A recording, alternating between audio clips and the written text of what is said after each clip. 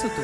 La morale de l'info, Raphaël Antoven. Bonjour Raphaël. Bonjour Thomas. Ce sont des bancs installés récemment dans la station de métro Stalingrad à Paris, dont la forme inclinée ne permet pas de s'allonger sans tomber par terre, dont vous voulez nous parler ce matin, ces bancs anti-SDF. Oui, ce qui est amusant, c'est l'argument de la RATP, d'ailleurs, selon qui ces nouvelles assises, comme on dit, facilitent le nettoyage. Alors, ce qu'il faut entendre au sens figuré et non littéral, nettoyage voulant dire ici épuration.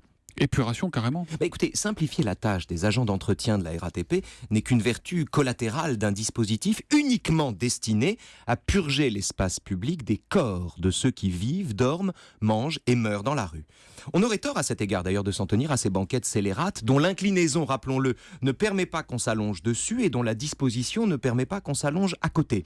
La RATP n'est pas le seul organisme à traiter les SDF comme des fakirs, ou plutôt comme des moustiques et à s'enduire ainsi de répulsifs. Le remplacement des bancs par des chaises, ou l'installation d'accoudoirs sur les bancs, mais aussi les pics, les barres, les grilles, les systèmes d'arrosage, les pierres taillées, montrent que la ville entière a sorti ses piquants, non pour se préserver d'une maladie, qui serait la pauvreté, mais pour s'en cacher le symptôme qui est le SDF. Donc au-delà de l'indignation que suscitent ces dispositifs, c'est leur efficacité, Raphaël, que vous contestez. Au fond, au lieu de lutter contre la pauvreté, on se contente de casser le thermomètre. Non, on se contente de casser les gens.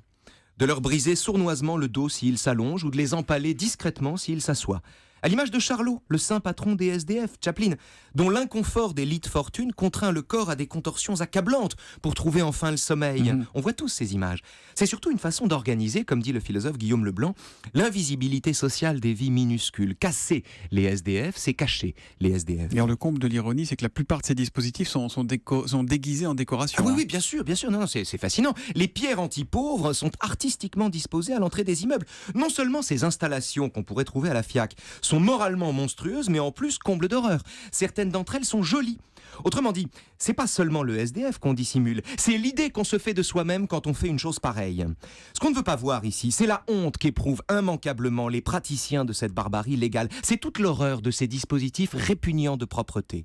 Chacun sait que ce qu'on fait ici est dégueulasse. Chacun sait qu'en cette période de lutte pour la propreté dans les villes, on traite les humains comme des souillures ou des déjections, pire, des incivilités. Seulement Thomas, la différence entre un SDF et un mégot, c'est que quand on jette un mégot, on reçoit une amende de 68 € en principe, alors que quand on jette un SDF en l'empêchant de se reposer devant un immeuble ou dans le métro, on passe parfois pour un artiste. Et la morale de l'info ? Paris entier est un cactus.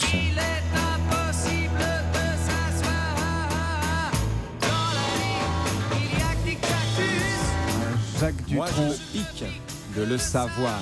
Jacques Dutronc Nous, on et le sait pas. Raphaël Antoven, duo improbable ce matin. C'est la morale de l'info qui revient demain, Raphaël.